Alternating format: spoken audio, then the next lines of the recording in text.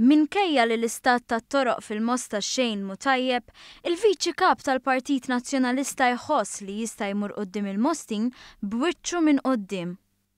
Fil-fatt fit-tarġatilu jiena kont il-Mosta u hemmhekk ukoll nistgħu morru quddiem il-poplu tal-Mosta u ngħidulu għand kellek kunsill immexxi l-maġġoranza tal-Partit Nazzjonalista illi f'dawn it-3 snin għamlet diversi toroq ġodda ta' resurfacing, diversi toroq ġewwa il-Mosta. Għal Beppe Fenekadami li s-sindku tal-Mosta tagħżel it-toroq li tagħmel fuq ir-rapport ta' żewġa huwa ġustifikabbli.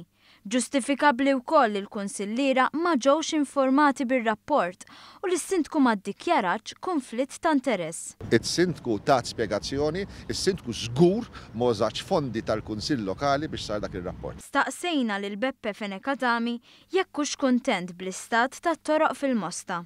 Iva, kuntent sar ħafna xogħol fil-Mosta. Dwar l-iskandlu li fih ir-raġel ta' Giovanna De Bono għamel xogħlijiet b'xejn minn fondi pubbliċi lil kostitwenti tagħha lejliet l-elezzjoni ġenerali, Beppe Fenekadami jemmen li m'għandix tittieħed azzjoni. Minn dak li allega ma jirriżulta xejn u allura fil-konfront ta' Giovanna De Bono f'dan l-istadju m'għandux jittieħdu l-pass li tajt li għandu.